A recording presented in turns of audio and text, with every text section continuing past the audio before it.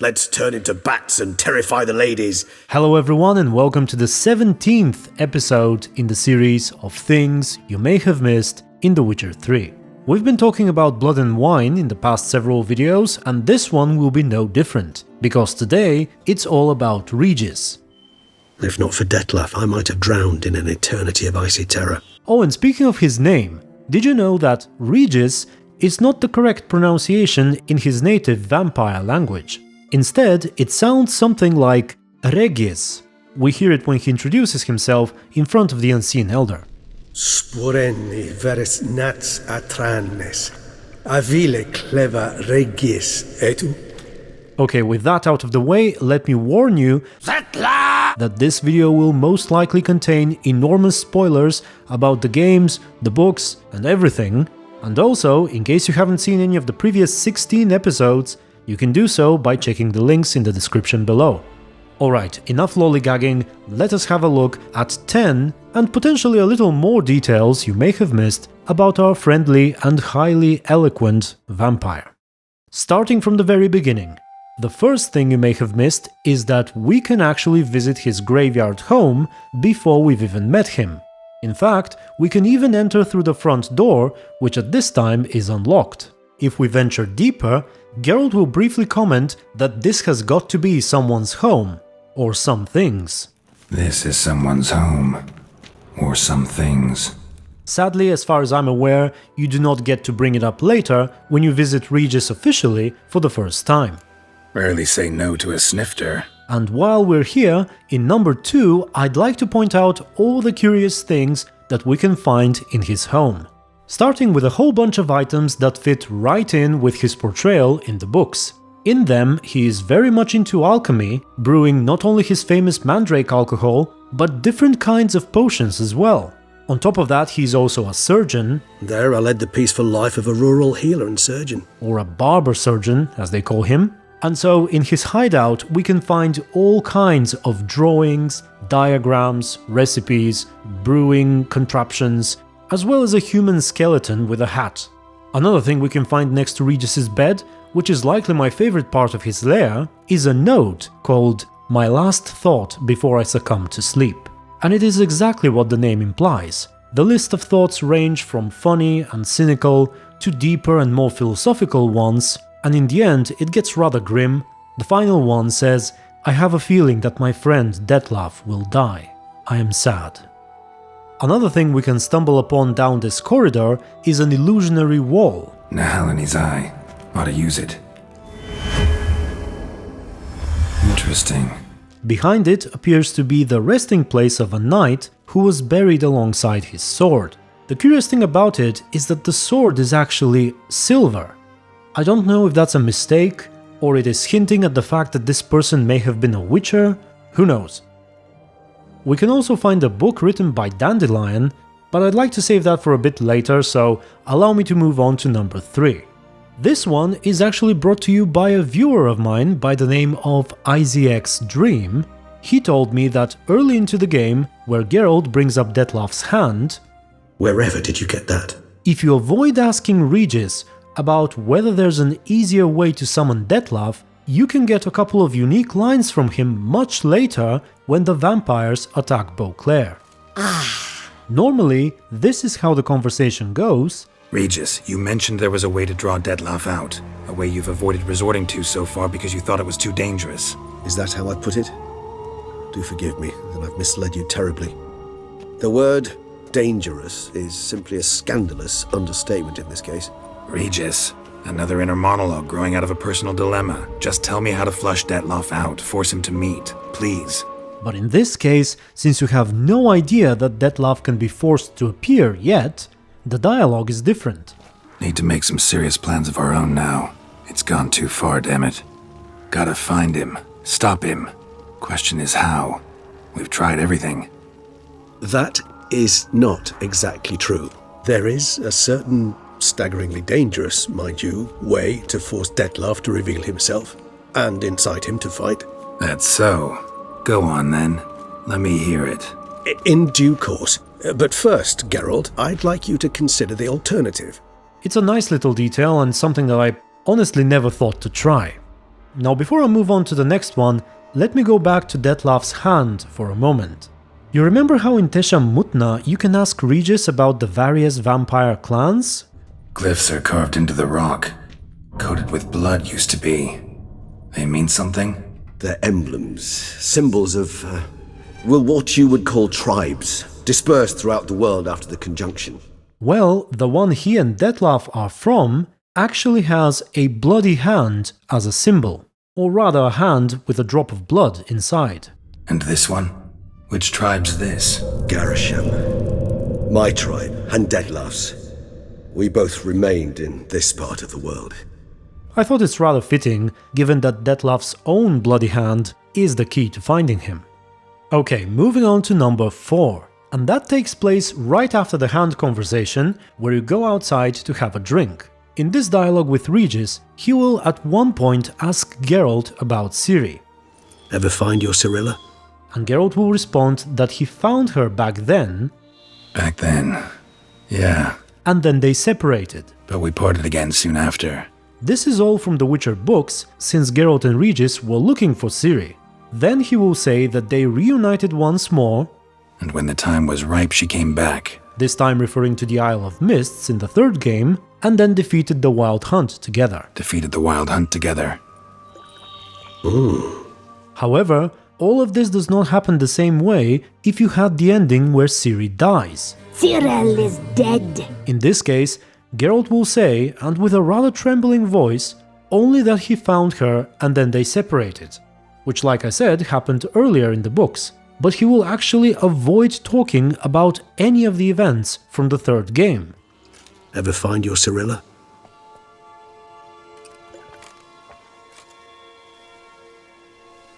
Back then. Yeah. But we parted again soon after.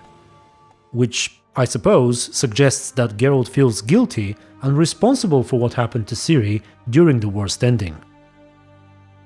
And to those of you who ask, well, didn't Geralt die as well in that ending? Well, like I've said before, that is left to our own interpretation. This is why Geralt's epilogue does not play after that ending. So, I suppose if you chose to play Blood and Wine, then in your version of the story, he did survive.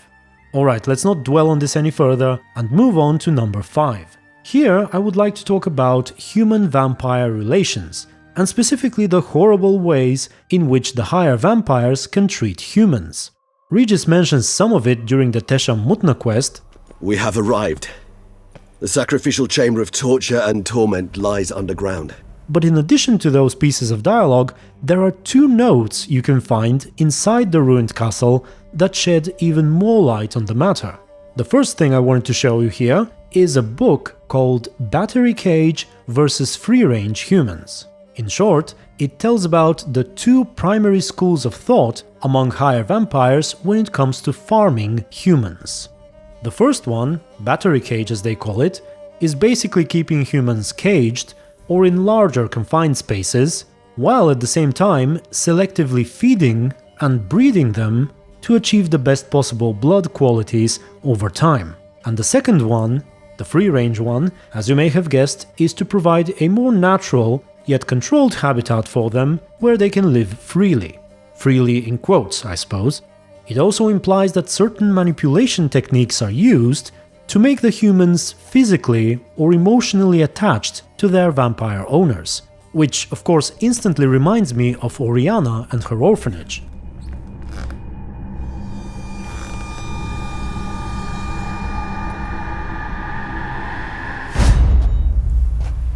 Now, the way of achieving high-quality blood through this method is by limiting the production of chemicals which are normally secreted when humans try to resist the vampires or are deeply afraid of them when they're about to, drink their blood.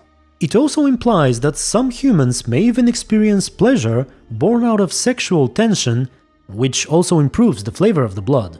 This, on the other hand, reminds me of that lesbian BRUXAE we had in the Olive Grove, from a few episodes ago.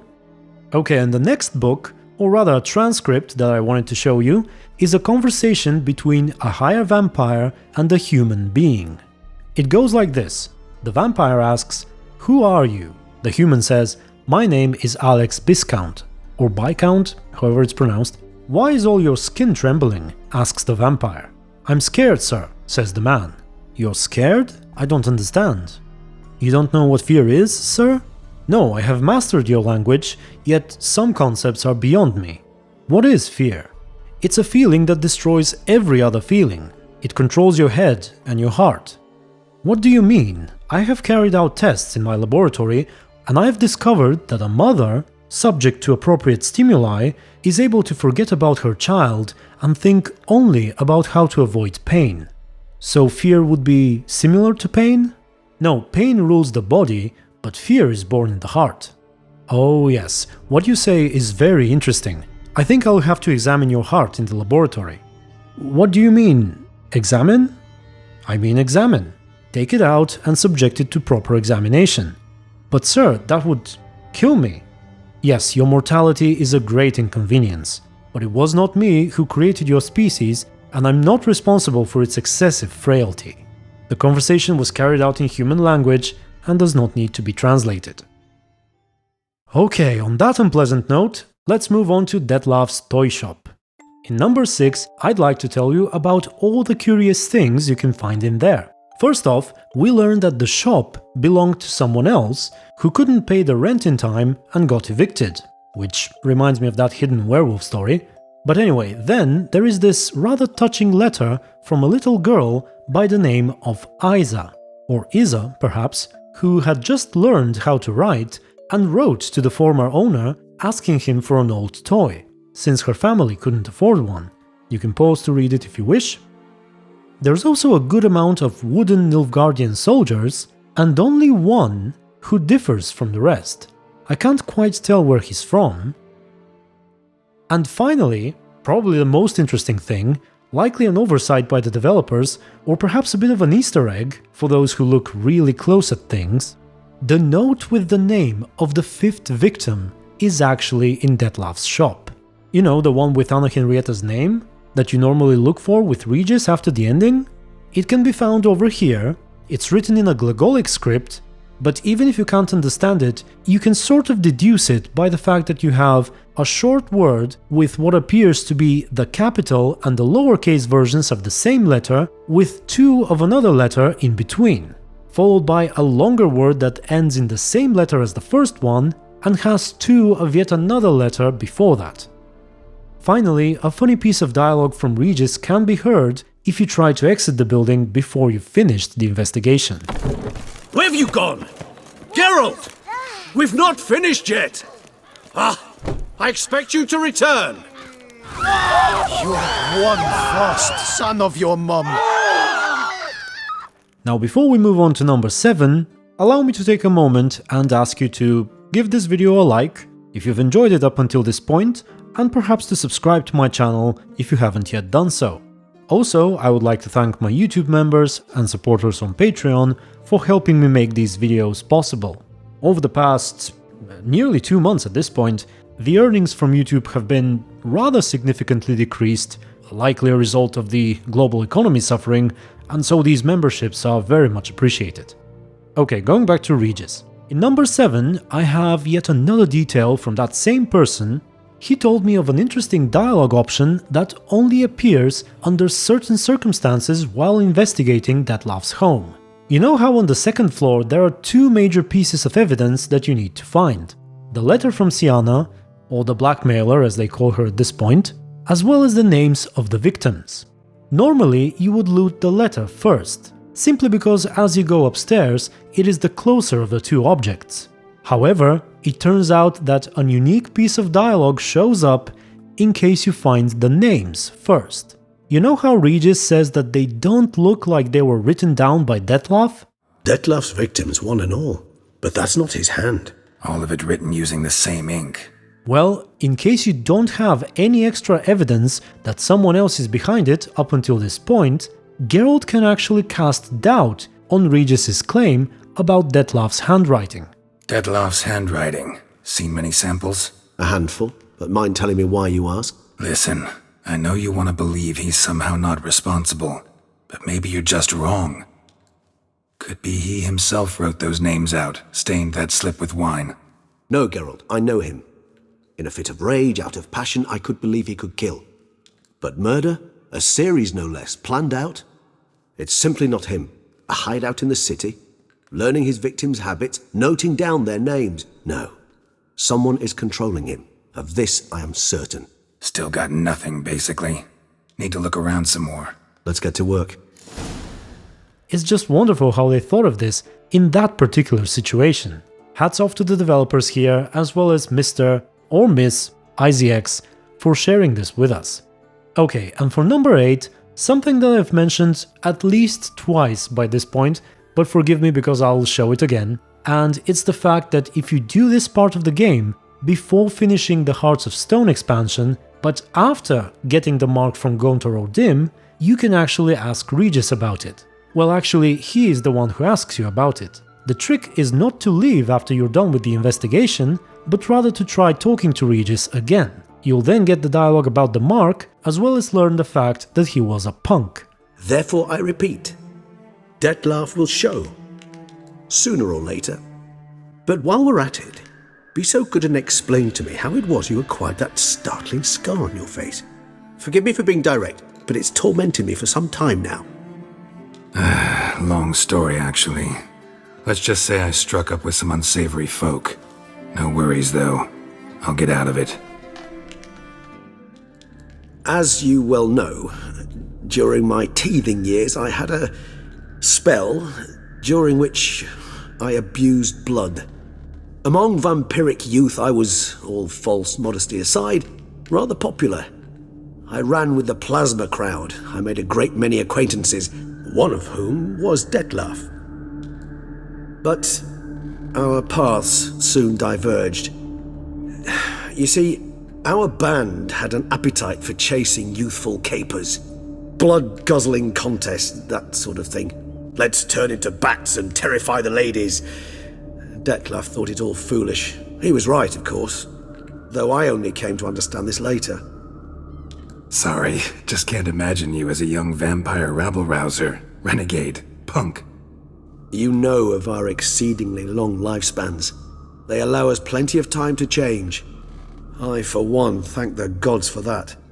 And speaking of Gontor-O'Dim's mark, I've actually tried visiting the Unseen Elder with it, but sadly, nothing happens. He doesn't have any kind of unique reaction to it, and no supreme powers come to aid you when he's about to kill you. Oh, and one more thing, before we move away from the toy shop, you know how Regis mentions Yennefer? As would you be for Yennefer. He kills, for he cares for her deeply.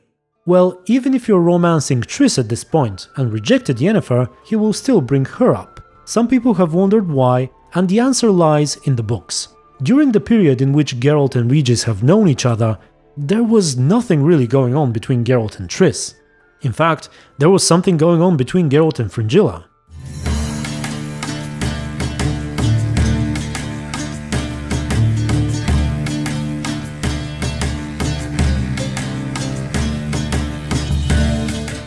Okay, moving on to number 9.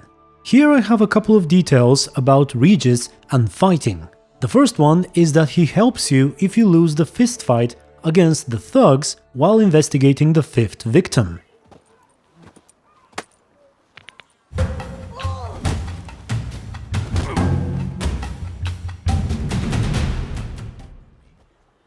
I lent you coin for wine.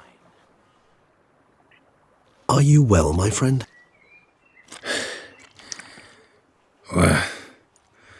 What happened? Well, I saw your opponents gain the upper hand, so I took the liberty of jumping in. They shan't bother us anymore. We can now have a calm conversation with the proprietor. I thank you so much for your aid. The second one is that Regis is actually perfectly capable of defeating the BRUXAEs, or BRUXAE, who attack him after you go root picking during the ending. Now, where'd that bloodsucker go? You are normally encouraged to help him, but if you choose to just stand and watch, you'll see that he'll handle them alone fairly quickly. You raised your hand against the vampire! You shall die for that! I did what I had to do! Traitor! Collaborator!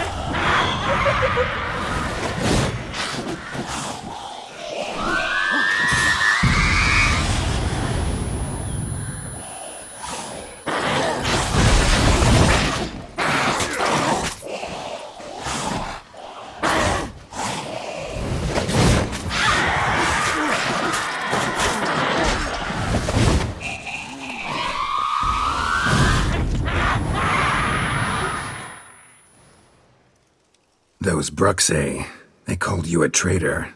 Alas, And one more thing I'd like to add here before I go to the 10th, this was actually pointed to me by a viewer called Narperist.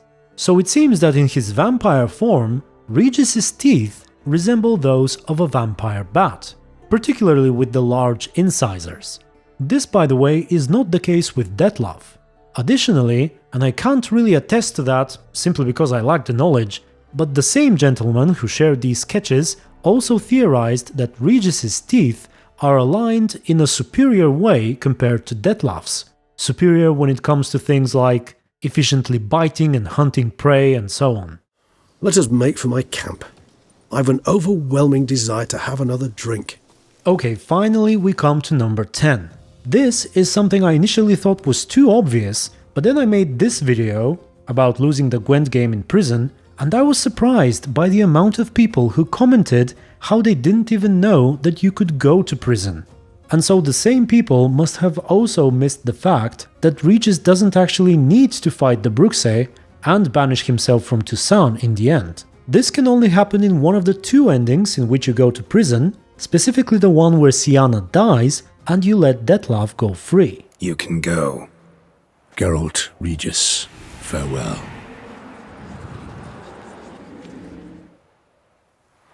What have we done? Let a killer walk. Isn't that what you wanted from the start, though?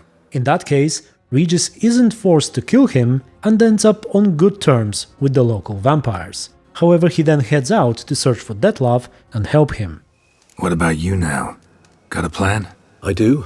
I must find Detlef. Help him. I certainly owe him that much. Vampire friendships. Clear rules. Must be nice. Do I detect a note of sarcasm? Not at all. Right, and finally I had some people asking about the book reference during the final dialogue between Regis and Geralt, the one about Vilgefortz, and so let me tell you about that briefly. In fact, I'd like to go back to the book I mentioned in the beginning of the video, the last thing you find in Regis's hideout, and it's a biography of his written by Dandelion himself. You can pause the video and read it if you wish. It's a rather decent summary of Regis as a whole. It also reveals his age to be about 430 years, but in short, he was of course one of the most memorable characters in the later half of the books. Just as witty and eloquent and kind and a loyal friend, and just difficult not to like, as he is in the third game. He joined Geralt and company some time before they went to Toussaint for the first time. He spent the whole winter there, waiting for Geralt to have enough sex with Fringilla Vigo until they can finally set off to save Ciri and Yen from Vilgefortz. In fact, he literally saved Yennefer as Vilgefortz was about to kill her.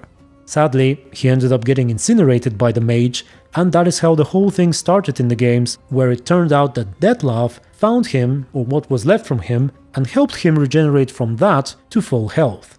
Miraculous regeneration. How do you manage it? I had help. From the one you hunt. Another curious fact, I suppose, is that in the books, Regis had a bat form, which in the third game would probably be something similar to this. In the end, I have to admit that I absolutely loved Regis, both in the books and in the third game. He is one of my favorite characters easily. In fact, I will put a video about him in the description if you want a more detailed summary of his book activities. It's actually made by a loyal viewer of mine by the name of Scarlet Sunday. And I think that was it. Tell me what you thought of this video and all the details I talked about. Was there anything you missed or anything you wish to add? I'd be curious to know. Alright, thank you very much for watching, and until the next video, stay tuned and be good. Is there anything else you've neglected to mention? A dragon living beneath Mount Gorgon, perhaps? Is anyone else here a vampire?